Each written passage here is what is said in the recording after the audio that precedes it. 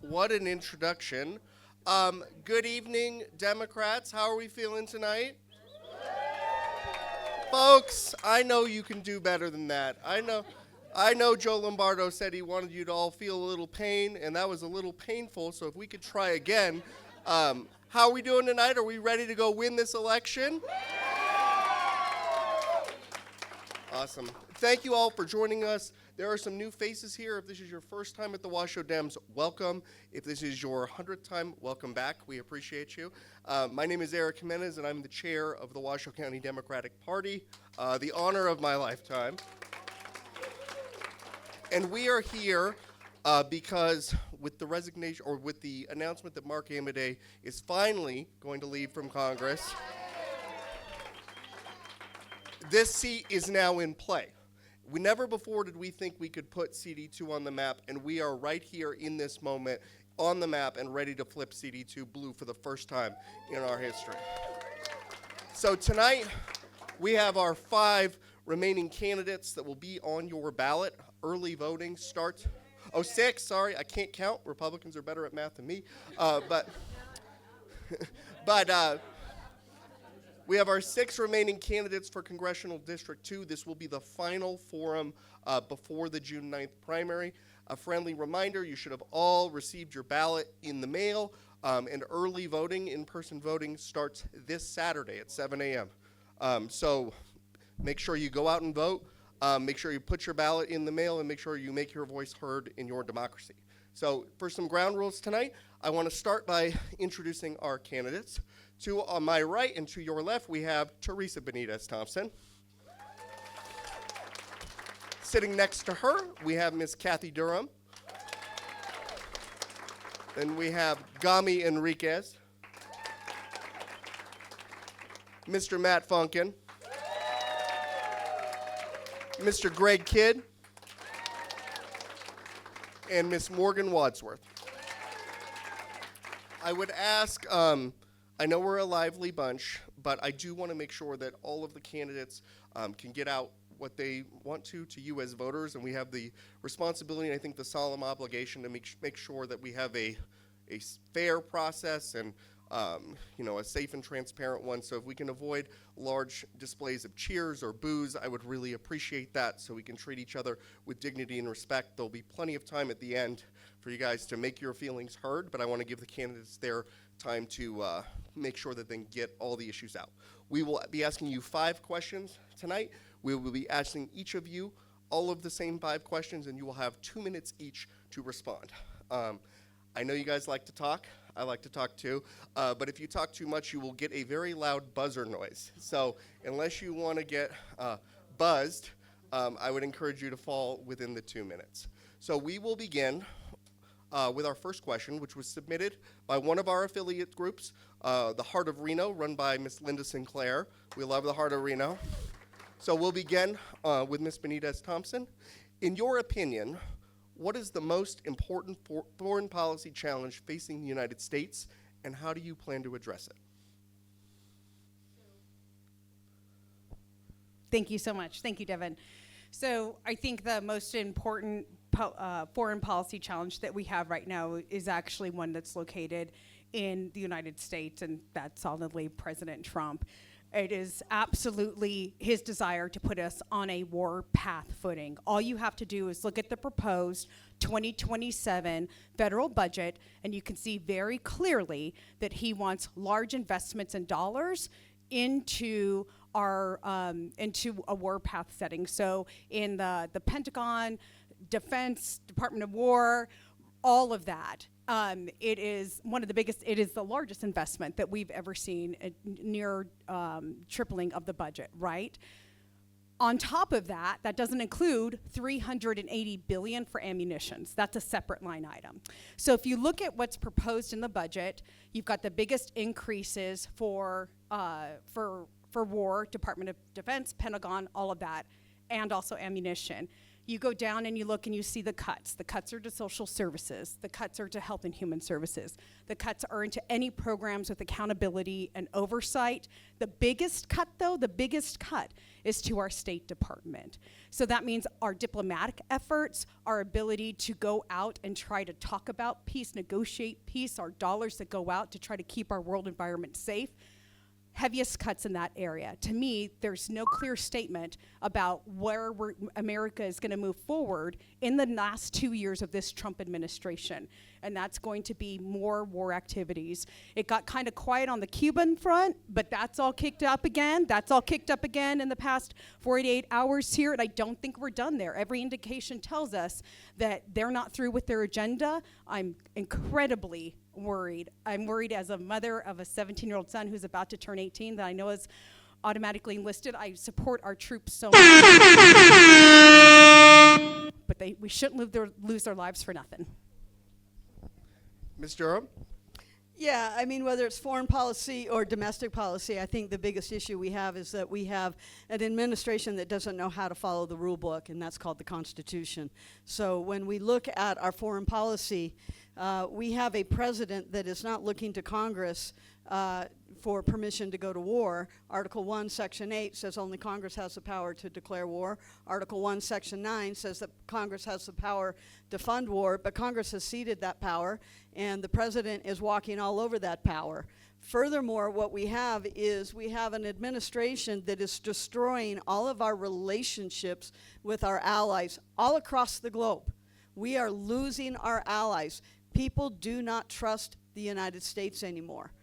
We are losing strength across the globe. We're pulling our military bases, out of Germany, and then we're threatening our allies. Look at what we did with Venezuela, and then we're taking the money from the oil and we're putting it in some sort of offshore account that the president gets to be the sole, person in charge of that. He's threatening to annex Greenland. As you mentioned, Cuba is back on the radar, and he has blockaded them from getting any oil. They don't have any supplies. He is starving their people. What do you think is going to happen? There's going to be mass unrest, and then he's going to use that to come in and play the savior. That is not about making us safer. It's just about him going out and being a bully, and he's using his unilateral power that he does not possess to do it. He is making us less safe. I have a son and 2 grandchildren that serve in the military.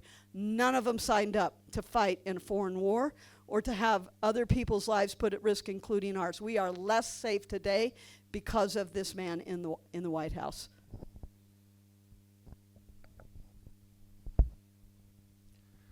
I am a scholar of international relations, have been for over 20 years. We have got to return to following the rules of the road in international relations, which we helped create after World War II. Why? We are 5% of world population, consume 25%. We have over 800 military bases around the world, the most of any combination of countries combined.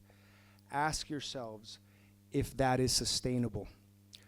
We need to, furthermore, not politicize international relations. A great example of this is in the 1990s, the Clinton administration did not pay attention to seasoned Ambassador Jack Matlock, the last U.S. ambassador to the Soviet Union, when he testified to Congress in the late 1990s and said, if we expand NATO, this will be the greatest geostrategic mistake of the post-Cold War era. And unfortunately, here we are. And unfortunately as well, Matthew is very fond of the Clinton administration. I have written extensively, very well documented, so I do not understand how is it that Matthew could quite possibly be fond of an administration that has created so much havoc in Europe by not following the rules of the road way back in the 1990s under the Clinton administration, and furthermore, politicizing the international relations which have kept us safe for decades and decades to come. We need a different course.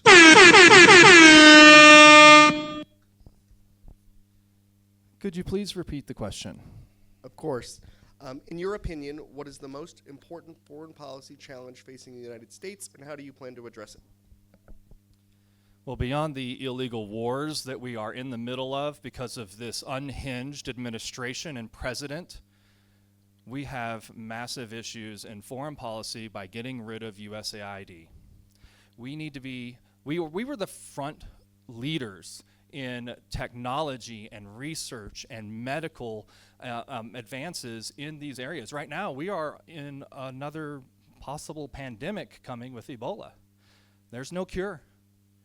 And we have defunded, we have dropped out of all of our allied organizations, we've dropped out of WHO, we've gotten rid of USAID that goes out and challenges these medical issues in Africa and so many other places across this world. That, to me, is our biggest foreign policy failure, is that we are not only taking care of those folks outside of our country, but it is going to affect us right here, like within the next year, if not sooner. These wars are driving up our gas prices. They're driving, well, the fact of the matter is that the last oil tanker has already come. There is no more coming. Hormuz, the Strait of Hormuz, there's nothing coming. So if you haven't got your oil changed, you better go get it done. And gas prices are going to keep going up. We are going to be in the first oil crisis since the 70s. And some of you in this room can remember those days. And I have never experienced that. And I am not looking forward to experiencing that coming up here in the next month, because that is how soon it's coming. And it is going to hurt so many American families, and that is why we need someone going to Congress who's going to stand up to this administration and make sure that there's not only guardrails, but they are impeached, convicted, and removed from office for their unlawful and unconstitutional acts.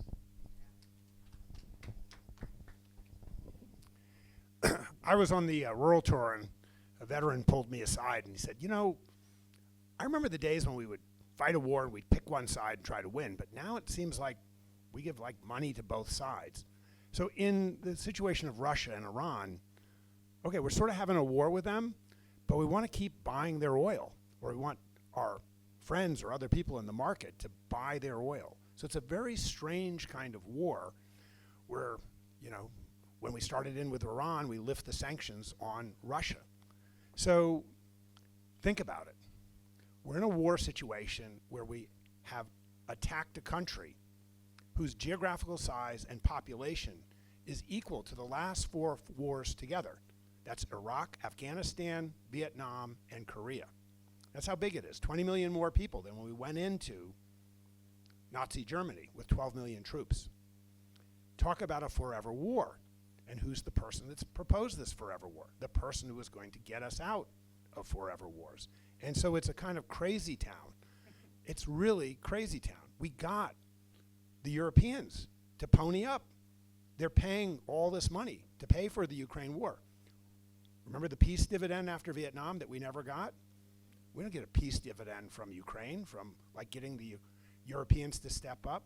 This is really, really crazy town. And so the real problem here is the discourse about this. It doesn't even seem like a reasonable person conversation. We have a situation in Iran where we're trying to keep the oil flowing. We don't really know what we want out. We'd have to get back to where we were in 2018. It's crazy town. And so we've lost the grip on what foreign policy is in this country. We got to do something different. All right? Thank you.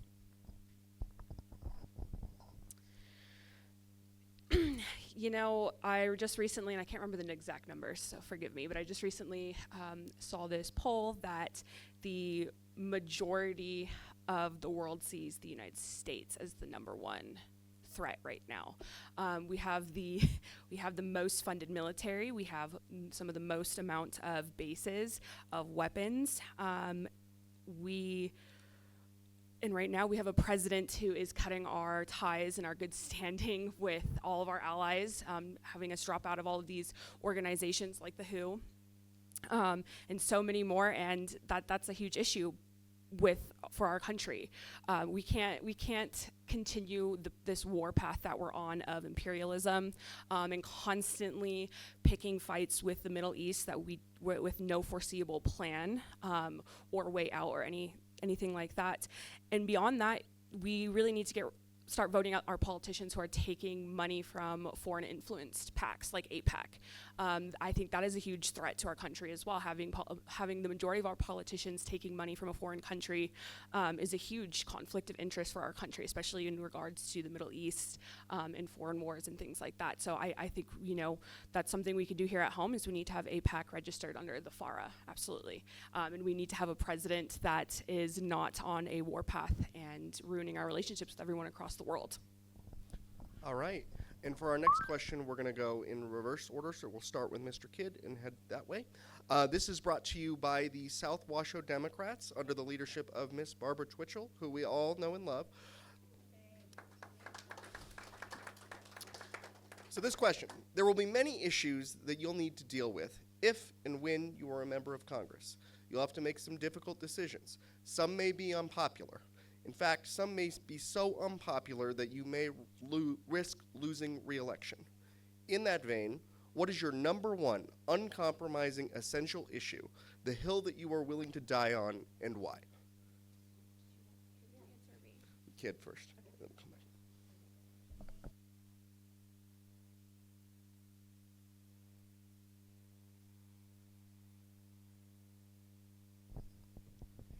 I think healthcare, single payer, universal health care, is something that we can get through on a bipartisan basis. I know that's tough with the Republicans and the way they are, but I think there's a grand bargain.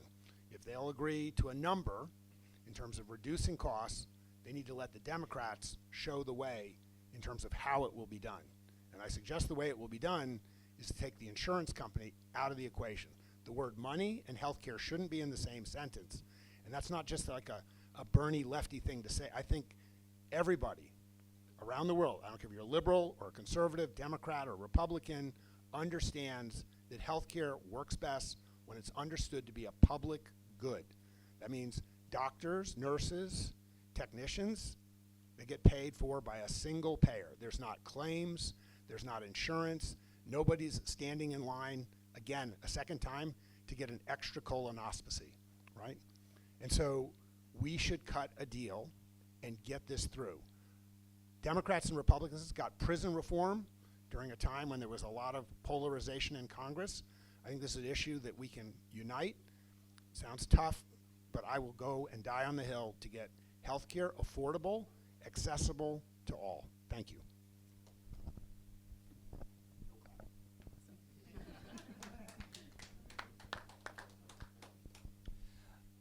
So the very unpopular hill I'm going to die on is getting big money out of politics, because it goes against our own party. We must ban stock trading in Congress by themselves and their spouses. This is going to be the hugest unpopular bill amongst our own Democratic leadership, because they have been taking advantage of it for decades, and they have that inside information to do so with. So it must be banned from both them and their spouses.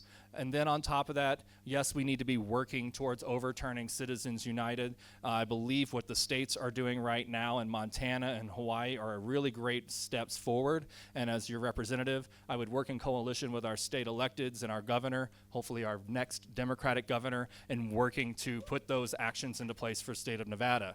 And then we can get to a point at the federal level that we can overturn Citizens United. On top of that, I believe that we need to have term limits in Congress, because entrenchment of power is what got us here. These folks have gotten too comfortable in their seats, and they just wait their time. And they go, well, I can't do anything now, so I'll just sit around and wait, because no one's challenging me out of my seat, because they're too entrenched with their power and their money. We also need to make sure that we have an enforceable code of ethics on our Supreme Court justices, so that we have a place in Congress to impeach those justices when they've wronged us. And then the other part, is making sure that we have at least a 5-year moratorium on lobbying. A lot of our representatives, they serve their time and then they come into a high-paying lobbyist job with inside information. We must stop that revolving door. And so this is the hill I will die on, is getting rid of big money in politics.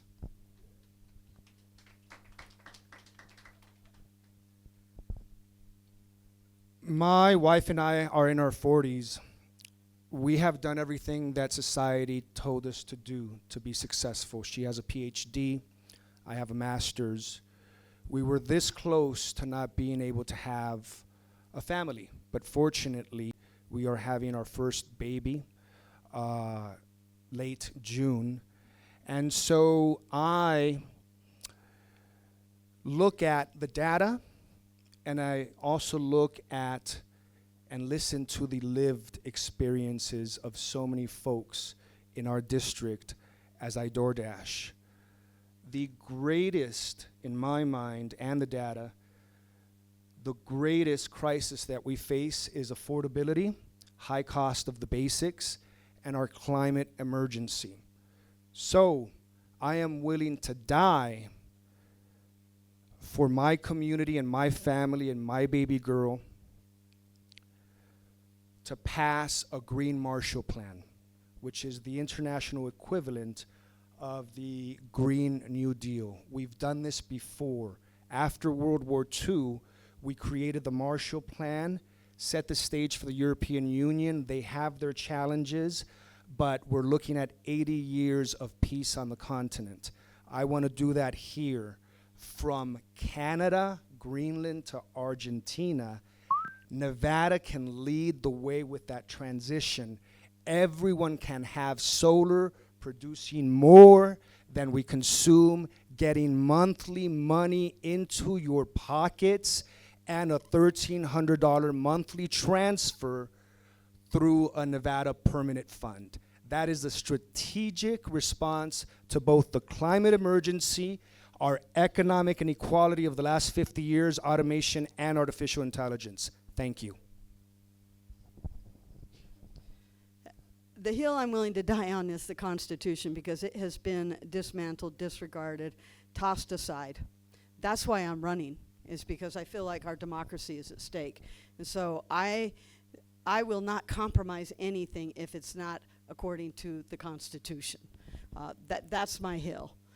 Money out of politics, the influence, the insider trading, all of that is creating the compromising of values. So like Matthew, I think we need to get big money out of politics. We hopefully can start at the state level like Hawaii did, move it on to the federal level. But the other part of this is the hill I'm willing to die on is for the people of Nevada. I don't work for the party. I love my party. I'm a Democrat. That is not a shot at the party. But I don't work for the party, and I don't work for my consultant. I work for the people of Nevada. I'm running this campaign my way, and I'm going to go to Washington, D.C., and I'm going to work for Washington, D.C. the same way I worked for the kids in my classroom. I'm going to do what I think is best according to what the people of Nevada tell me they want, not what the lobbyists want, not what the outside influence wants, not what the party wants, not what my consulting team who's trying to get me reelected wants. What the people of Nevada have told me they need and they want, and that's the hill I'm willing to die on, is I'm willing to die on Nevada's hill. I think part of that, again, getting the money out of politics, but then I would like to look at our tax structure. We need to put back the antitrust laws that have created this Gilded Age of economics that has created this great income inequality, and I would like to put back those antitrust laws and readjust the tax code so that we can shift the burden to the top where it belongs and relieve it on the bottom to the people that can least afford to pay it. But my hill is the people of Nevada.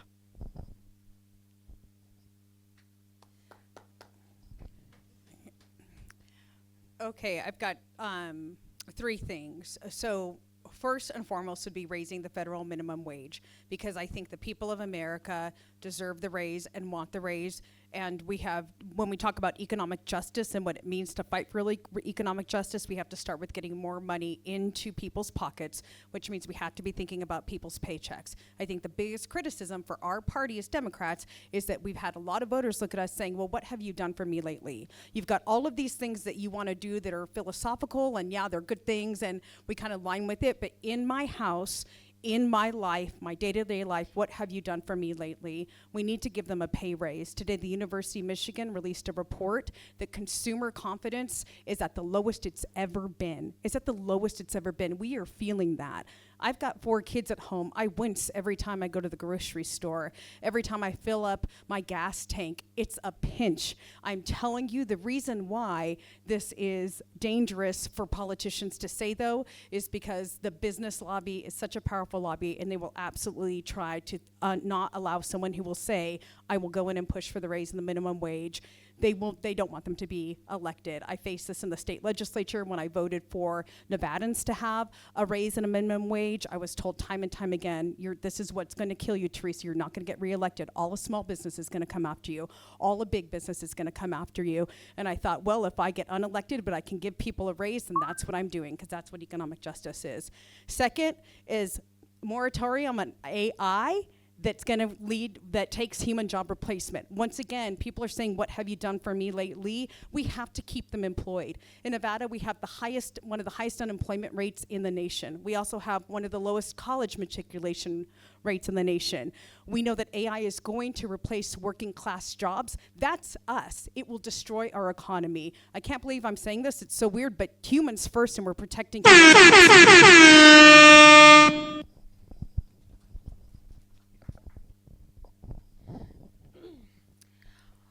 I mean, there's a couple of things, but absolutely get big money out of politics. I don't think we will be able to get much done until we get the influence of corporations and billionaires and lobbyists out of our politics, which that will not, in of itself be easy, right? It's so entrenched and embedded in our systems, in our parties, and all of our politicians and leaders that have been in office for years and years and years. But it is something that we have to do, and it's something that we, as voters, we need to be voting these people out and voting people in who want to take on big money and get that out of our politics.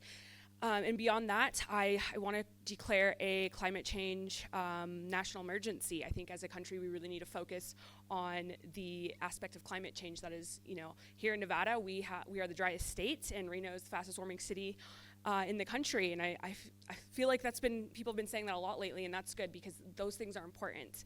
And they're especially important when we're talking about the context of climate change, building these AI data centers, continuing to use fossil fuels, continuing to make cuts to the EPA, continuing to make cuts to our solar tax credits and things like that. So those are the 2 hills that I would absolutely want to die on if elected. Those are the 2 things that we really need to get a handle of. And then, of course, a moratorium on AI data centers at the federal level for the entire country. That is something I've been very involved in at the state level, and something that we're seeing across the country that is destroying the water and the energy grids of not just in Nevada, but all across the country. And kind of like Teresa mentioned, we also have to look at the aspect of jobs. Being 27 years old, my generation is very concerned about what the future is going to look like for us job-wise, with AI cutting all of these jobs, and how everything's already so expensive for us and for the housing market. So that is absolutely something that we need to get a handle on, and that needs to be a hill that we die on. Awesome. And for our next question, we will start with Mr. Fonken and then move to the right and then come back. This is brought to you by your North Tahoe Democrats, led by Mr. Mark Sasway and Ms. Kathy Julian. We love our friends near the lake. In the first Trump administration, a full and meaningful accountability was not aggressively prosecuted due to concerns of a partisan or political appearance. If you are elected to the 2nd Congressional District, how would you work with your fellow Democrats and reasonable Republicans in demanding and concluding a robust accountability for what appears to be unprecedented, corrupt, unconstitutional, and criminal behavior by the Trump administration? It's a great question. Well, I'm very proud to be endorsed by Courage for Democracy for this very reason, because on day one, I will file those articles of impeachment along with a coalition of candidates that are running right now across this nation, representing 35 plus states. There's over 100 of us. If even a portion of us get in there, we will be able to work with our current delegation that's sitting in office and going to be reelected, work with those reasonable Republicans to file those articles of impeachment against the president and his administration that have violated the law and the Constitution. On top of that, this is not the only thing we can be doing in our seats in power in the Congress. We have the Congressional Review Act that is a lever of power in our hands that we can work through in our offices to go through our federal agencies that have gotten really bad policies from this administration implemented across this nation, across all of our federal departments. And we can go in, review those policies, correct the problems that are in there without executive branch oversight. This is one of the coolest tools we have. So on top of that, we also need to be auditing each and every one of our agencies, because there's so much fraud and corruption inside of there. Because who do we keep appointing to be the leaders of these federal agencies? Trump's minions. And they're all in there and they have no expertise in the thing that they're in charge of. And that is why not only do we need an audit, but we need to have that Congressional Review Act to make sure that we have the right people in place, the right experts in there doing the work for the American people.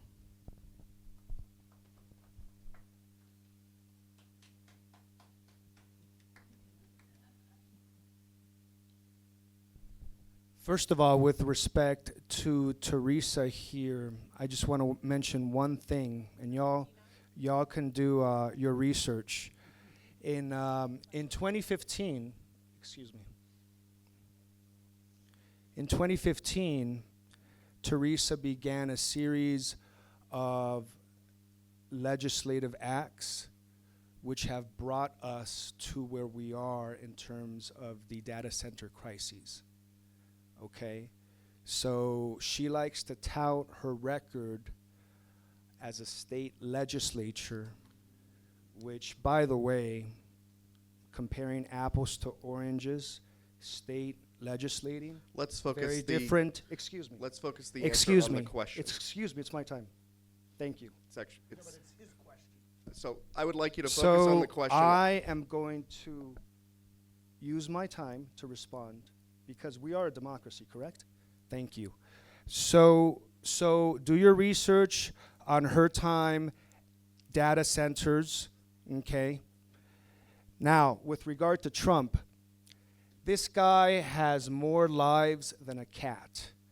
As much as I'd love to work on impeaching him, that adds to the fire. That adds to further division. What we need to look at are universal economic policies from cradle to grave. That is a way to build solidarity across the board. The 1% wants to divide and conquer us. We must come together under economic solidarity from cradle to grave. This is why I am running on a universal basic income. Thank you so much. I'm glad you asked this question, because that was the other hill I wanted to die on, was accountability. But I ran out of time. The hill was just bigger than the time was. So yeah, oversight is going to be what it takes. I too am also a Courage candidate. We are meeting on Mondays, a whole coalition of candidates all across this country who have said that when we get to office, we are going to work together across party lines to hold this administration accountable. It's going to have to start with a reckoning of cleaning house, because we've also got Gilded Age politics. The people that are in office and in the cabinet and have been appointed to the positions that are not qualified for their jobs, that are doing the most damage to this country, have been there because they either have connections or friendships or money for the president. So we need to have to do our own Doge cleaning. Ours will be different because we'll use the Constitution. We will do it legally. We will be transparent about it. Everything will be open and upfront. We're going to have investigation after investigation. We're going to have to use every single tool. you know, the Congressional Review Act, as Matt brought up, we're going to have to use every single tool. And that's a little bit cumbersome in a way, because really what we want to do is we want to go to Congress and pass policy that will affect change and make our lives better. And nobody wants to hear about spending tax money for hearings. But these are the kind of things that if we don't clean it up, then it gives the next group of people permission to do it again. We have to restore trust and faith back into the American government, and the only way you do that is by holding people accountable for the crimes that they have committed. And so, yeah, I am committed to doing that. I'm looking forward to when I get to Congress to working with these people that I've been meeting with online about putting our plan into action. Okay, so really it is no holds barred when it comes to accountability. And when we get there, we've got to look at the landscape to see, did we get the blue wave that we needed? Did everyone in Washoe County deliver so that we could flip this seat? If we get the majority in Congress, then we have leverage and power, and anything we can do, we ought to do. So before I left, ran for this office up until March 10th, I was working in the Office of Attorney General, and I honestly thought that was some of the most important work I could do. And the reason why is because we were leaning in on accountability, the unconstitutional and illegal actions that this administration was taking, of supporting a team that was quick to sue to protect our rights in Nevada. So on day one, Trump executive order, all the executive orders they dropped, but when they brought birthright citizenship, we were ready to sue and take them to the court. We're waiting for that decision, or the office is still, but we were on it to say we're protecting Nevadans. Same thing when illegal tariffs happened. We were one of 13 states to fight back and push against those tariffs and win. And we shaped our state of Nevada. We shaped international economy with this. So it's no holds barred.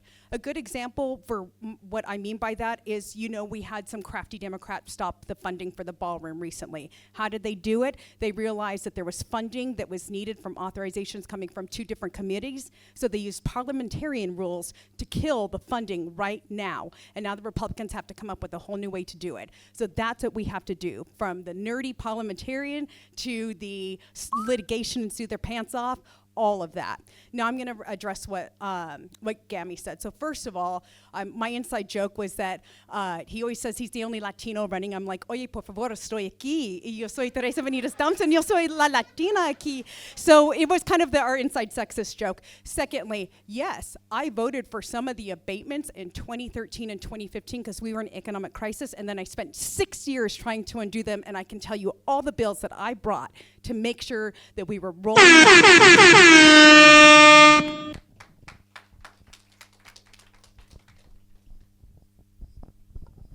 Can you repeat the question, please?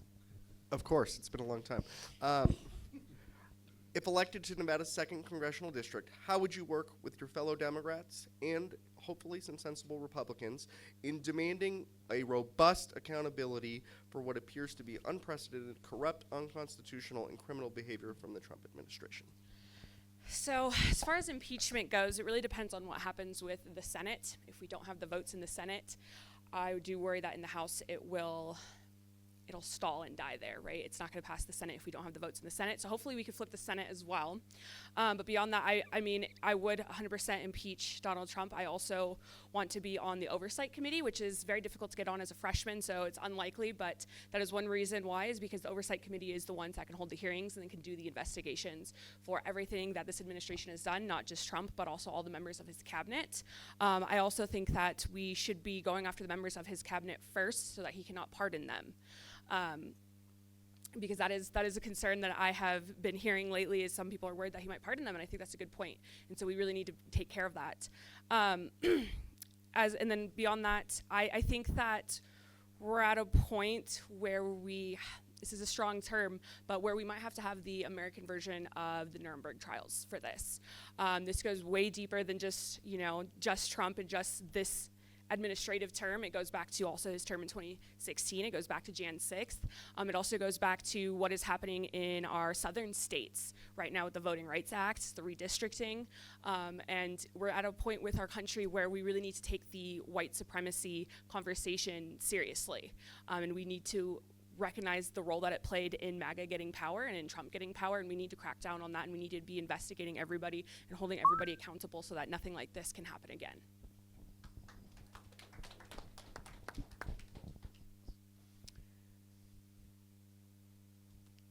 I have wanted to impeach Donald Trump since that deal where he traded our national security for dirt on Joe Biden's son. I want to give a plug for Mark Amadei here. You know what got Mark in trouble? Mark actually said, yeah, there might need to be an investigation for that. And Mark has been slammed ever since, including by me, for basically speaking some common sense. It's the most heroic thing I think Mark Amadei has done. So I'm call out to Mark Amadei. Okay. But I've been a very realist person about you can't get him impeached because you need 2/3 votes, and we don't have it. But remember Richard Nixon? He almost got impeached because Republicans began to turn. And in the last week, something has happened. There's corruption, and then there's Donald corruption. And he took it to a new level. 3 independent organizations, the military, the Fed, the Department of Justice, in all 3, not so much. I come from the Fed. I've been a federal regulator and investigator, but this time he's really taken it to another level. He sued the government and then settled with himself, right? He got the DOJ and the IRS and everybody's hunky-dory, right? He got a get-out-of-jail pass for life for not having to not cheat on his taxes, not just for him, his family, his corporations, and he got a $1.8 billion slush fund to reward the Proud Boys and other folks that beat up cops. Okay, this is a whole nother level. Have you seen what the Republicans are doing? They're scurrying, okay? We double down on this. There's Republicans. This is that tipping point when they realize Donald's not going to be around. And it happened to Nixon. It could happen to Trump. We got to play this one right. I, as a federal regulator and investigator, I am looking to dig in on this one. Thank you. All right, we're on our first question. We'll start with Ms. Durham on this one and come around. We'll go to Ms. Benitez Thompson and then come around. This is from the Democratic Women of Washoe County. I am so proud of the leadership of this group to kind of bring it back into the thriving organization that we know it is, because women are the backbone of the Democratic Party here in Washoe County and everywhere else. Don't you forget it. But working families in Nevada are facing a compounding crisis. Skyrocketing childcare costs and rising food insecurity are forcing parents to make impossible choices, all while an unexpected medical bill can push a family straight into poverty during this economic downturn caused by Trump. As our next congressional representative, what specific legislative actions will you champion to lower health care and child care costs, as well as food assistance, and ensure working families can achieve long-term financial stability? We'll begin with Ms. Durham. Okay, like I said, we have returned to a Gilded Age era of both politics and economics. And so a little history nerd teacher coming out here, if you don't remember your history class, the Gilded Age was the late 1800s when all the robber barons basically brought up all the small business, and they consolidated all of the industries both vertically and horizontally, which meant every aspect of a business was owned from top to bottom, and then they tried to buy up every business. Well, that goes against the Adam Smith principles of the free market, fair market competition. And so what do we have to do? We have to break those up by reinstating the antitrust laws. But the first thing that we can do when we get there is reverse the cuts that were made to the safety net. Restore Medicaid to its fullest extent. Restore the funding for SNAP. Well, where are we going to get the money? We're in debt. Well, how about if we take away the tax cuts that were given to the billionaires, and let's move that down to us? We need to have free childcare in this country. I am for a free pre-K. I saw what Julian Castro did in San Antonio with his pre-K for SA. It was phenomenal. We need to have free free childcare. For our healthcare, it starts with breaking up the industry, but eventually we want to go to Medicare for all. And then with the food prices, the same thing to bring down the healthcare cost, you've just got to break up the monopolies that are monopolizing the industry. So in the food industry, you've got 4 companies that own the seed, the feed, and the fertilizer and the machinery. You've got 4 industries that own all of the beef industry. You've got 4 companies that own the processing, and then you've got 4 companies that own the distribution. We need to break those up with the antitrust laws. We need to do the same thing with the health care industries. And we need to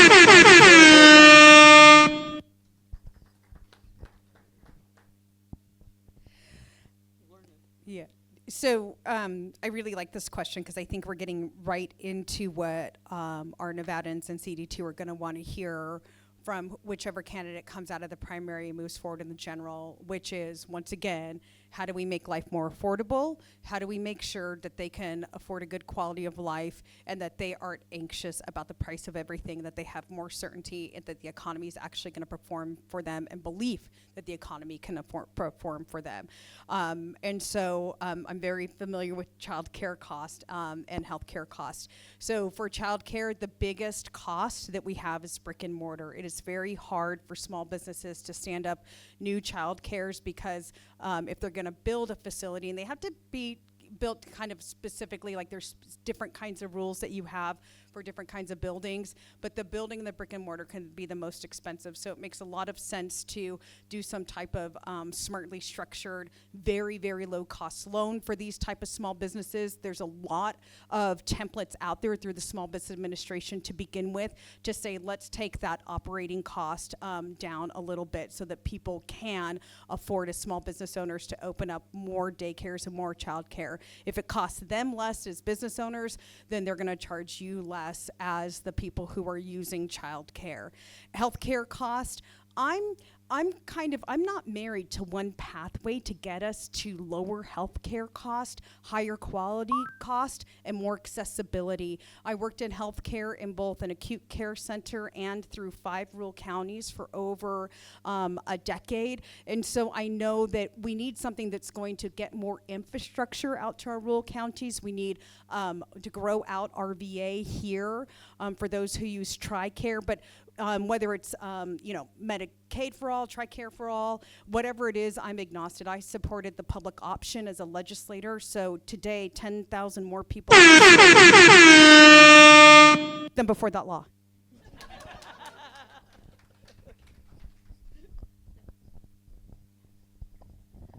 Yeah, I believe, we need to talk about trickle-down economics and how it doesn't work. We need to cut the tax cuts for the billionaires, no more of that for them, close the tax loopholes, and we need to use those funds to fund universal childcare and universal healthcare.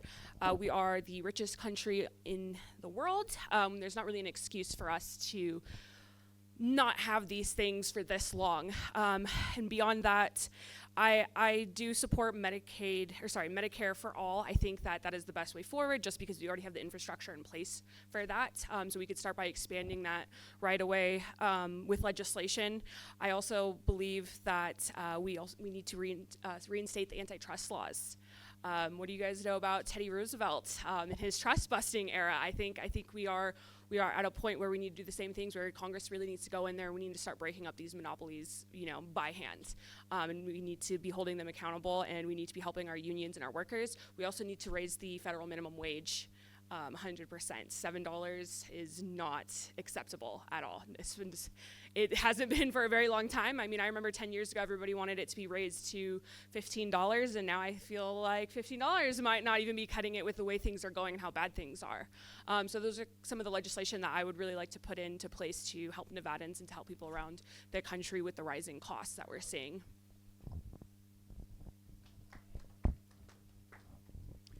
So repeat on single payer, universal health care. I think everybody knows I'm a private sector guy, but as a private sector guy, I also know where the private sector shouldn't be. And so public sector has a huge role to play in public education, public transportation, and public health.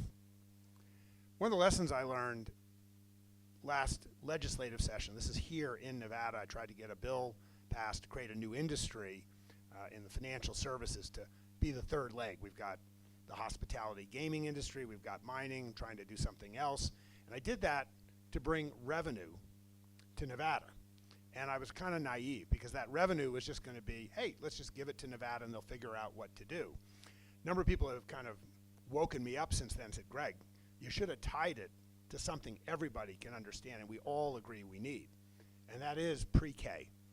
It is pre-K. So we should tie the revenue of that new industry so we can fund pre-K and get going. I think some hot lunches could be thrown in there as well. So I'm just going to double down on that. I yield the rest of my time. Thank you. Please repeat the question. It was a long question, but I'll surmise it.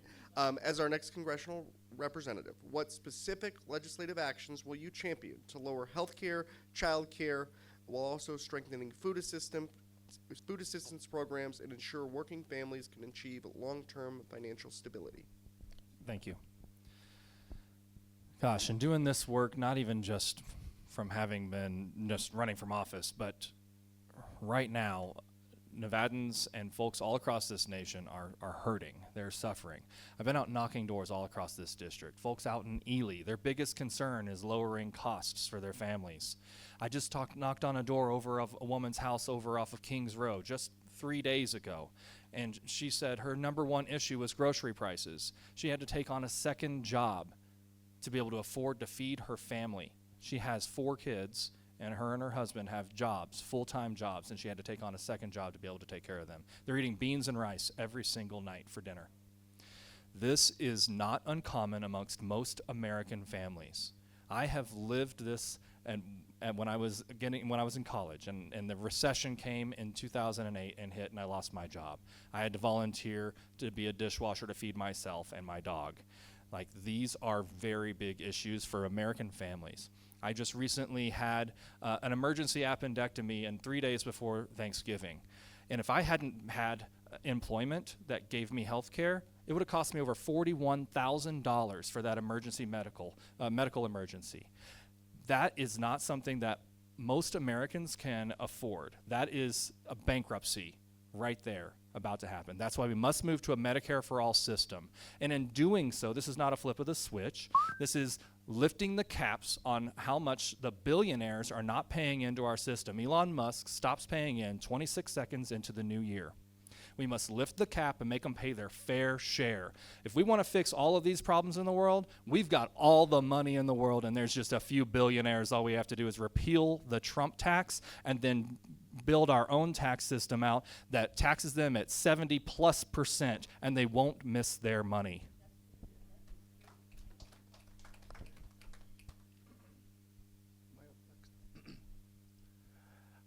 I mean, I am the only candidate running on a very bold, progressive, universal economic platform from cradle to grave.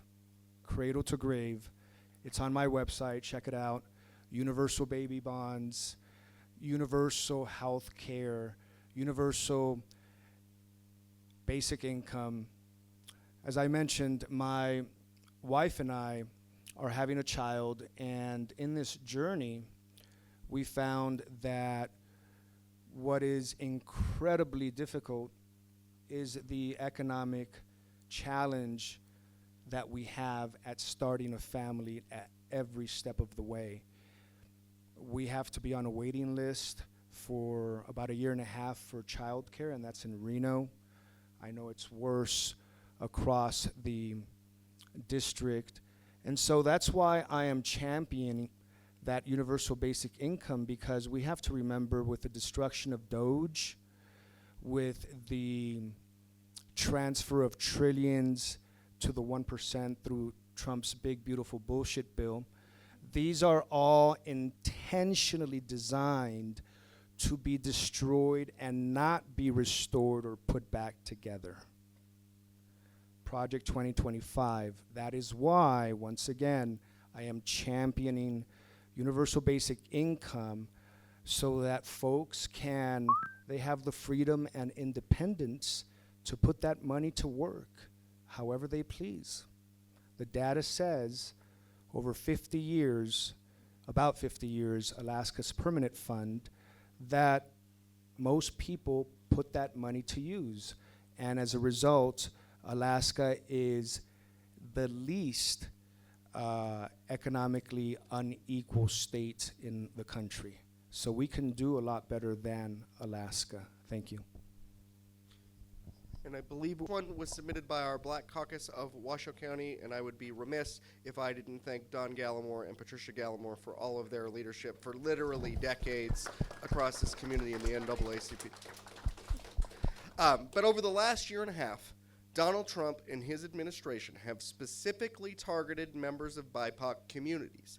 Can you please tell us about a time in your life where your perspective changed for the better about these communities and what you would do for BIPOC communities if elected to Congress? So I was in high school when the Black Lives Matter movement first started, and I remember seeing it all over the internet, all over the news. Everybody was talking about it, and there were a lot of my classmates, because I went to North Valley's high school, there were a lot of my classmates who, you know, all lives matter, blah, you know, and they really were missing the point. And that whole couple of years when I was in high school was very eye-opening to me about the way that these communities are viewed and how they're not taken seriously when something happens. As for, I believe the other part of the question was like legislation. Okay. Well, we need to talk about, I kind of mentioned this a little bit earlier, is we really need to crack down and talk about the white supremacy problem that we have as a country, especially down in our southern states, down in the MAGA coalition of the Republican Party, though I wouldn't say that it is totally free of any organization in this country. It's something that we always need to be thinking about, but the attacks on DEI, we need to roll those back. We also need to look at what happened with the Voting Rights Act very recently, and as Congress, we need to do something about that as well and roll that back, and we need to stop the partisan, racial, suppressing gerrymandering that the southern states are trying to do right now, absolutely. And then beyond that, you know, I would like to see the ERA, the Equal Rights Amendment, be passed and put into our Constitution at the federal level. So I really don't want that blowhorn to yell at me, so I will yield the rest of my time.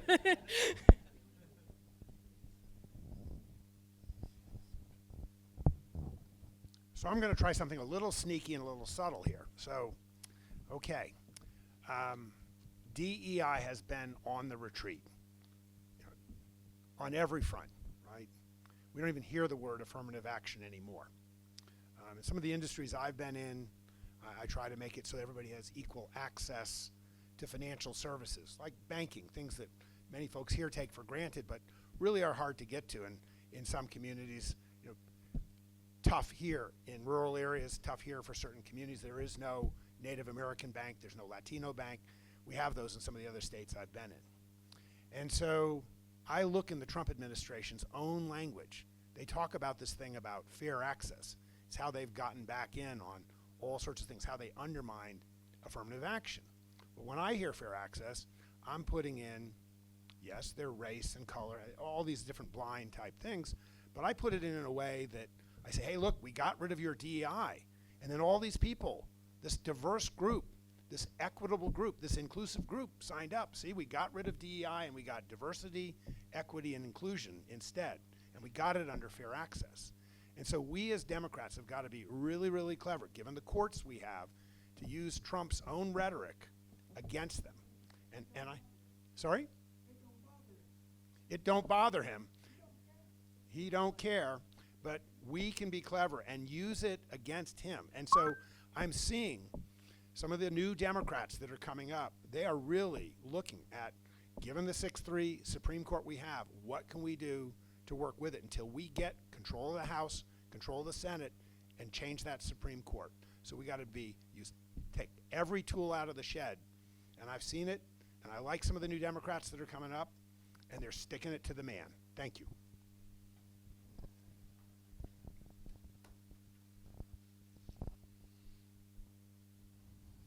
This is tough because I grew up in Arkansas, and I grew up in rural Arkansas.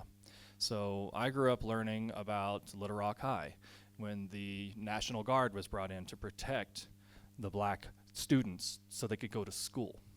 These were things that we learned about where I grew up. But the pivotal moment in my life that made me really hunch down and think about it was when I went to college. And I was, for the first time, starting to learn about the world and such a larger adult level. And I learned about the Southern Poverty Law Center. And when I went in and I started going through their research and seeing the map of all the lynchings that had happened in the nation, I got curious. And I looked where I grew up, very rural. And when I saw the spots on the map right down the road from where I grew up, it hurt and it hit me. And I saw the names attached to those.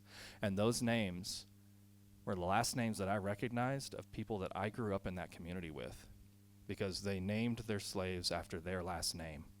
And that hurt my soul.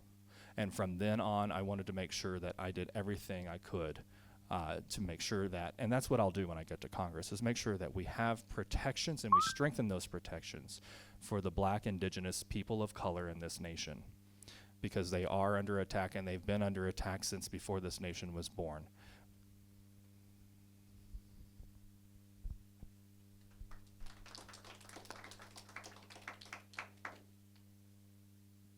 Am I up next?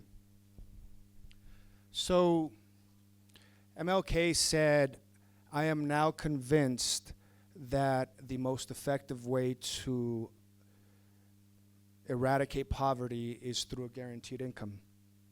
That's a universal basic income. Because he said, hey, what good is it for a person to have the political right to sit at the counter and have that burger if he or she cannot afford it?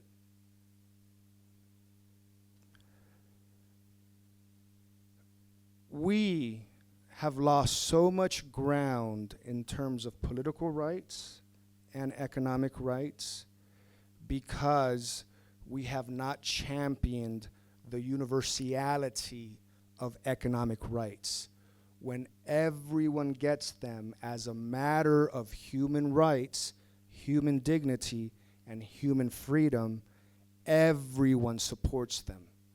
This is why Alaska's permanent fund has lasted for 50 years.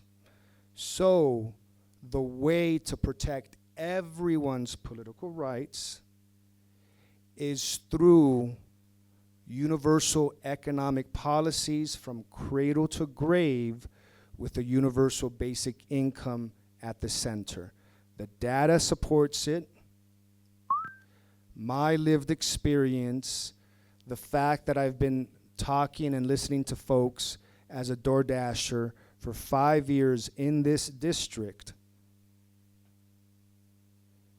Forget about one job extra. How about 2 or 3? It's economic warfare, folks. Warren Buffett said it. We have got to unite. Economic solidarity. Thank you. Can you repeat the question, please? Yes, I can. Can you please tell us about a time in your life where your perspective about BIPOC communities changed for the better? And what would you do to support them if elected to Congress? So I grew up in Salt Lake City, and in the 70s and the 60s, and I basically thought that racism didn't exist anymore, but that was because I grew up in a white community. I didn't know Hispanic people. I didn't know people of color. Then I, and our history class wasn't that great. So my moment of reckoning is when I went to college and started getting some real education. And I heard about this thing called Reconstruction for the first time. And I learned about, the Reconstruction laws, the 13th, the 14th, and the 15th Amendment. But when it really hit me was when they started talking about the monuments being taken down. And I supported taking Confederate monuments down because I didn't think that they should be there. And I wrote an op-ed about it. And I could not believe the number of people that reached out and attacked me for that. And I was just like, okay. And then my students asked me if I would speak at a march for George Floyd. And I did. And the people that reached out to me and said, what are you doing talking at those rallies? And it made me realize we may have come a long way, but we have so far to go, so very far to go. So what do? Well, we give teachers the academic freedom to teach truth. Teach the hard history. Let the kids know the story. This story is not our condemnation unless we fail to admit it and learn from it. Now that we know better, we must do better. We have espoused some of the most righteous principles and values in the Declaration and in the preamble of the Constitution, but we have fallen short. And it is on us if we hide from it and don't speak about it. So what do we do to change it? We talk about it.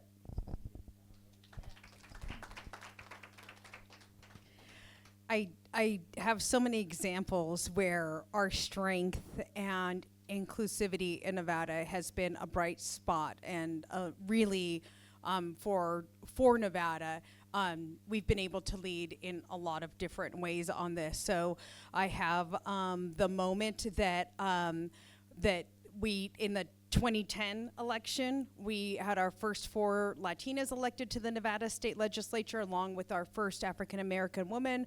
That would be Dina Neal, and then I was one of the 4 Latinos, so that was the first time we had women of color in the Nevada Assembly, and that didn't happen until the 2011 session, and yes, we all hung together.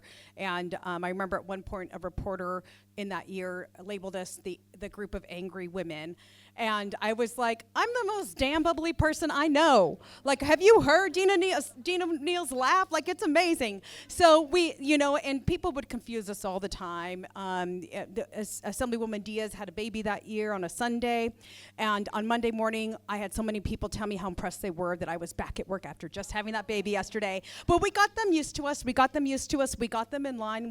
We shaped them up. I had the pleasure of standing just feet away from a good friend, Jason Frierson, when he became the first African-American speaker of the Nevada legislature, and just down the hall, Speaker Ford was becoming the second black leader in the Senate, while we had a Latino governor. And so we can lead in this in Nevada. We pull from the strength. What will I do if I get elected? 27 seconds. I'm going to vote for the John Lewis Voting Rights Act. It's sitting there in Congress. I'm voting for it.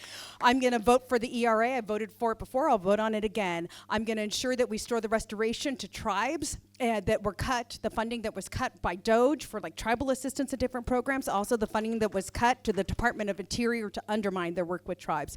I'm going to make sure that we reinvest money into our Hispanics and Black serving institutions. Those are our educational institutions. Promoting college matriculation. And so I know I said we were going to have 5 questions, but I have a bonus question because I'm going to go off script. Rosie loves it when I go off script. We'll start with Gami on this particular question, and I want it in 30 seconds or less. Too often, the Democratic Party here in Nevada is completely focused on Las Vegas and forgets about our battleground county in Washoe. We don't forget, though. But if you are elected to Congress, and let's say you only get to pass one bill, what bill is it going to be to support the people of Washoe County? 30 seconds or less. The Green Marshall Plan Act. I've written extensively about it on my website. The Green Marshall Plan Act will fund a universal basic income for all. It is a strategic response to 50 years of economic inequality, plus the artificial intelligence automation revolution that is coming down the pike. Thank you. Well, I'm from Elko County. We're on the other side of the state. And so I love y'all here in Washoe, but we matter too. But I think I have got a solution for all of us, whether you are on the east side or the west side. We are going to pass universal health care, okay? Because we don't have it over in West Wendover. I met with a lady today in Elko who has to drive to Reno because of her chronic pain that she has from an accident. So I'm going to take care of our health care for the entire state, and we'll let Vegas have some too. keeping the spirit of Kathy in mind with thinking of all of Congressional District 2, it would actually, for me, be to ensure that we're protecting our public lands and that we are repealing and voting against any measure by this administration with their executive orders to open up oil exploration, drilling. They have an executive order that's essentially mine on all public lands everywhere. These lands are essential and important to us. And we know the last 2 years of this administration, they are coming for our public lands and they're coming for them in Northern Nevada. They're going to try to sell them off. So for Northern Nevada's good, we're going to make sure we stop them at every single point that we can.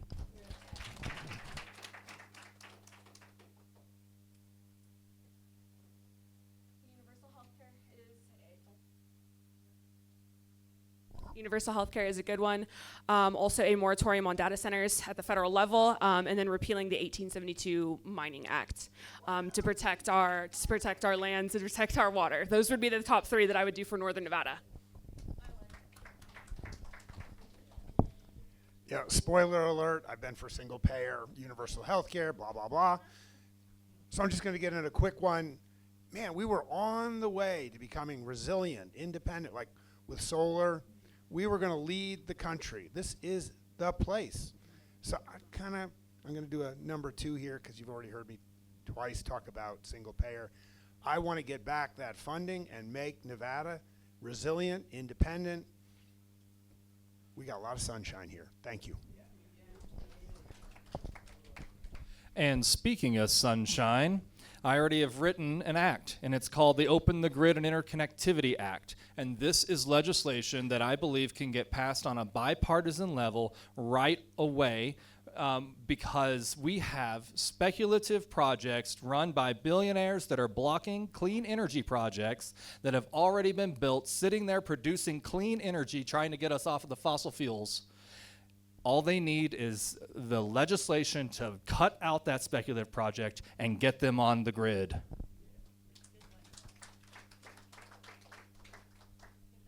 I think that's it.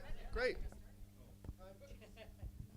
Time flies when you're having a good time. I just want to thank all of our candidates. Can we please give them a round of applause?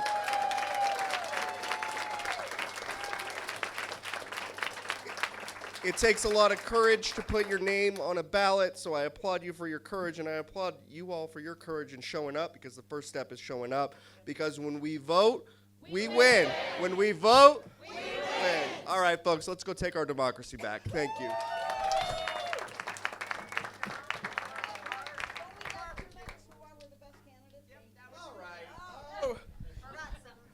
We're not going to time you. I'm going to use the honor system. I don't care who starts, but tell us why you're the best candidate, and then we can all go home. We'll start with Morgan. Okay, 2 minutes honor system. Okay, my name is Morgan Wadsworth. I was born and raised right here in Northern Nevada in Reno, spent every summer down in Lincoln County. I am a multi-generational Nevadan. My family has been ranching in Nevada for a couple of generations now. A lot of them are also union workers in construction and electricians.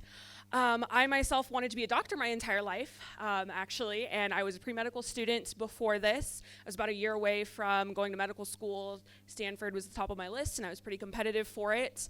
But I gave that up to run for Nevada because I care about our communities, and I was getting sick every single day. I was a medical assistant, and every single day I was sitting in my classes, sick of seeing what was happening to our country, what was happening to our state. I couldn't think about anything else. I couldn't think about my job. I couldn't think about school. And so I decided, you know what, I am going to do something and run for office. I did put my name in before Amadei dropped out, or I guess retired, which was a little disappointing because I actually wanted to see him get unseated by one of us.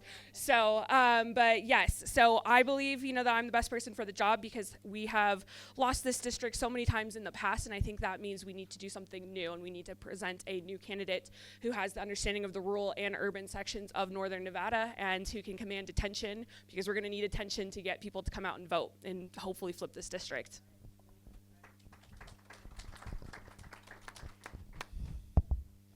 Well, best candidate, well, I know this is the best panel. 2 years ago, it was really lonely.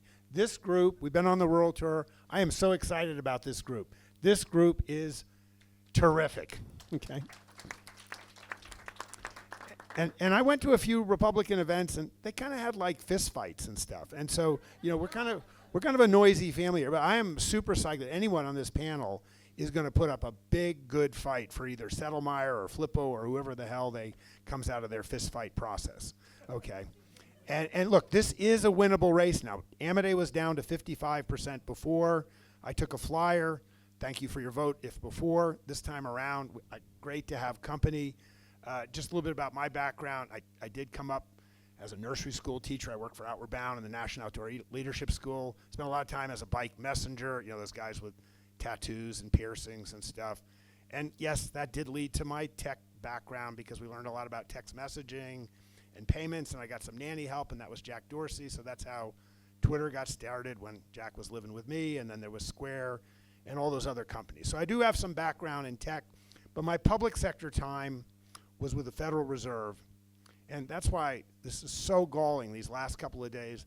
The type of criminality we're seeing from Trump now, I mean, even the Republicans are looking for places to hide and crawl under the rug, okay? And so I, for once, really feel like, you know, yeah, that experience tracking down Pinochet's money or the Russian laundromat through Estonia, it's going to help. So I feel really motivated because we're going to find those skeletons in the office and we're going to claw back all that money, and we ain't going to have this kind of country anymore. So I just feel charged up right now. I don't know about all those other qualifications, but right now I feel like I got a calling. Thank you. Hello, everyone. Matthew Fonken. As you heard, I grew up rural on a horse farm in Arkansas, son of 2 union letter carriers. And, you know, we worked for everything we ever had in our lives. And I've continued to do so my entire life as well. And first in my family to go to college, had to work my way through. I worked 6 years in the civil engineering industry in urban development and planning, going before planning commissions, putting together environmental impact studies. These are the things that we need in Congress, someone who knows how to do those things for AI data centers and so much more. I went from there to the restaurant industry for a decade, where I started as a dishwasher, worked my way up as a trained chef, and became a general manager of fine dining restaurants. Moved out to Reno in 2016 and got involved in politics for the first time in my life. And the light bulb went off 2 days in, and I said, wow, I know how to do this, and I know how to do it well, and I can help people doing it. Oh, I'm sticking around. And I fell in love with Nevada, and I stayed. And I've been organizing in this community, and organizing means going out, teaching folks how to have the conversations, getting them involved and engaged in their community, getting them to show up to their county commissions and their city councils and their state legislatures to speak up for what's right for them. And so I've been teaching folks how to do that. I've been organizing folks to get out and vote for a decade now. I've worked 3 legislative sessions as an attaché, and had the pleasure of working for a legislator who allowed me to work on the research and putting together her bills and going out and getting those co-sponsorships and selling those bills to those legislators and doing the constituent service work that is so necessary, folks, here in Nevada. And then I've also worked those 3 presidential elections, been organizing rural red districts across America, as well as I was the executive director of the Nevada State Democratic Party. In that rural organizing work, we've been talking to Republicans, nonpartisans, and Democrats, and that is exactly what this district is made up of. And it is a conglomeration and mostly nonpartisans. And we need someone who can go out and talk to those folks, find the common ground, listen through their frustration to find that pathway to the solution to their issue. That is who we need, because right now, we're going to be, whoever makes it through the primary, we're going to be up against either a MAGA light or MAGA heavy.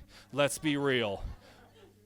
We need someone who understands what the rural Republicans and those rural nonpartisans are going through. We need someone like that, and that is me, Matthew Fonken, who grew up with it, has lived it, and is ready to fight them every step of the way.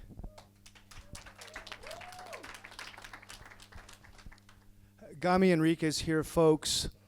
I am the grandson of a bracero Mexican day laborer brought to the U.S. during World War II with the war effort to help mobilize and win against the fascists during World War II. My mother also worked the fields.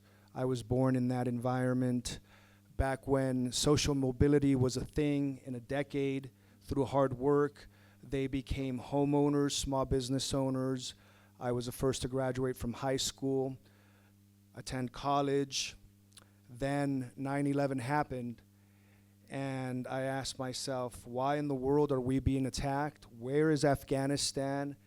And why in the F are we going to war? In pursuit of that, I decided to be a public servant, career diplomat, advocate for American ideals around the world, but because of economic inequality, I dropped out, became homeless, went through the criminal justice system after the Great Recession because in America we criminalize poverty. I lost my job, got back up, like Rocky, like so many of us, got my master's from the University of Nevada, Reno, while working minimum wage jobs, surviving on SNAP. And in the last decade, I've been a campaign manager for various Democrats across the Silver State, activist, and I've turned this crappy deck of cards into a voice for the voiceless and a desire to legislate for Main Street and not Wall Street. And so I appreciate your vote and your time. Thank you so much. I'm Kathy Durham. I never in a million years thought that I would ever run for Congress, let alone any office. But I realize now that everything in my life led me and prepared me for this moment. I was born in the middle of a hallway, in the middle of nowhere, on an Army base that is exactly halfway between the town I grew up in, Utah, and the town I live in West Wendover, Nevada.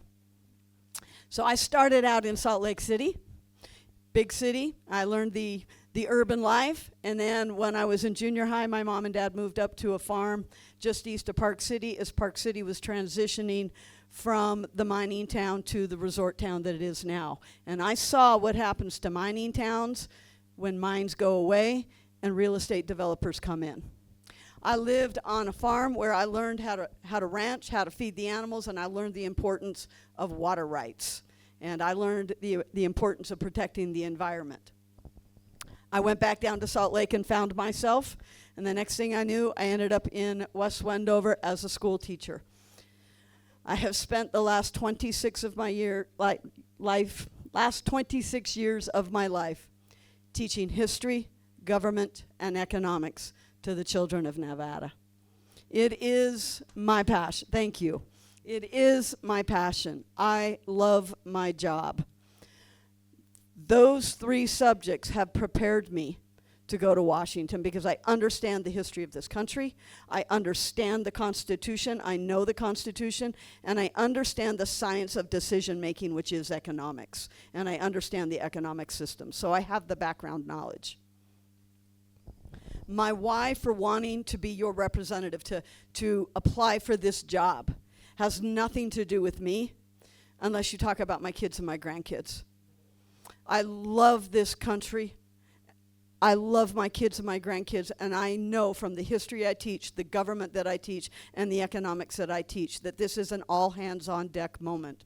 And that if we do not right this ship, if we do not stop this corrupt, evil, racist regime that is trying to ruin us, we are not going to have anything left for any of us or our children or our grandchildren. That was my why for getting in this race. I was the first one in. It entitles me to nothing, but it does say how much I felt we needed to do something. That a school teacher would say, it is time for a teacher's voice in the halls of Congress, some classroom management on the House floor, and a civics lesson for everybody there all the way down to Pennsylvania Avenue. All right, I have got a work ethic. I have been working full-time this entire time, still teaching. I have put over 42,000 miles on my Subaru since I got in this race, and it is costing a lot of money now, and I'm worried about that oil change. It's like, oh my gosh, I got to get to the dealership. Okay, now listen, I also ran for city council. And when I got on city council, everybody told me that it could not be done. I took on the casino executive. 2 minutes, Kathy. I mean, wrap it up.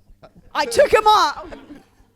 I took on the casino executive. We diversified our economy. We built a downtown project. We built a fire station. We secured money for our schools. I know how to lead, I know how to get things done, and I know how to pass the mic.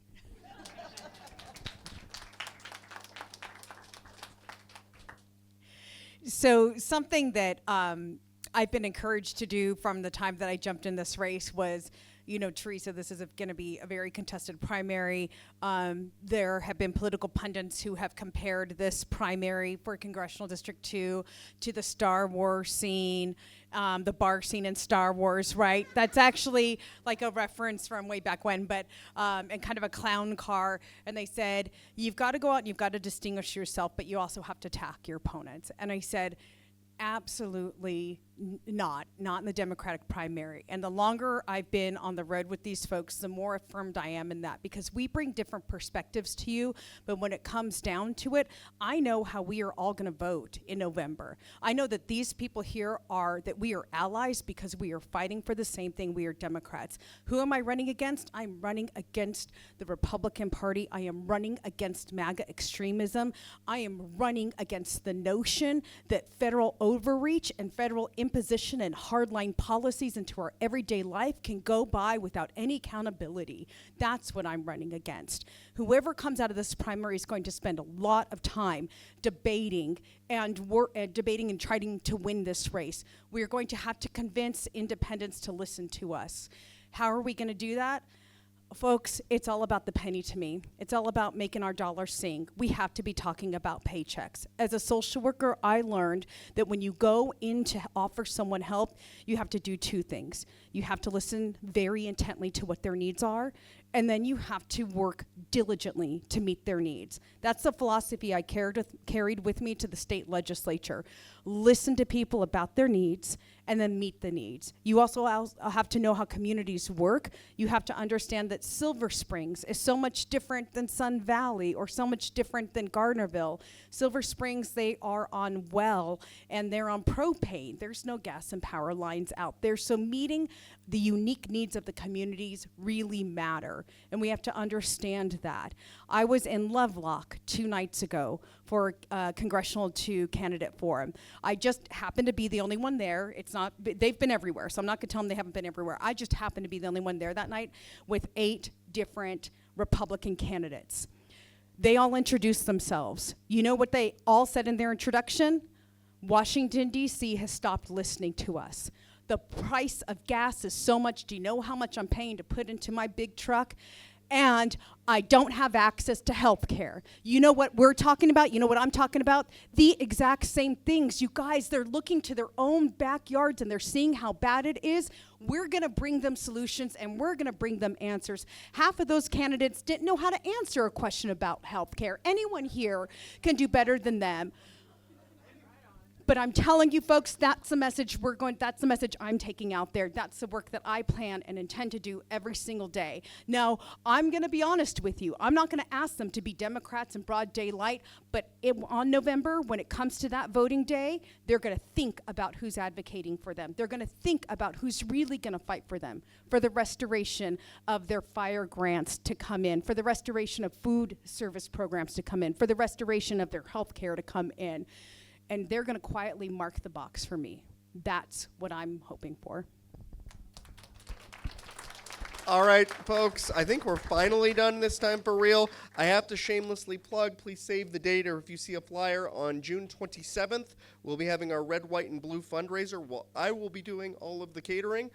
Since I'm a chef at nights and on weekends, working in dish pits, doing the work. But we're going to have all of our candidates from Congress to governor to lieutenant governor, attorney general, and down the ballot, so please make sure to stop by. Again, thank you for showing up, because the first step is showing up, so let's go vote and win this thing.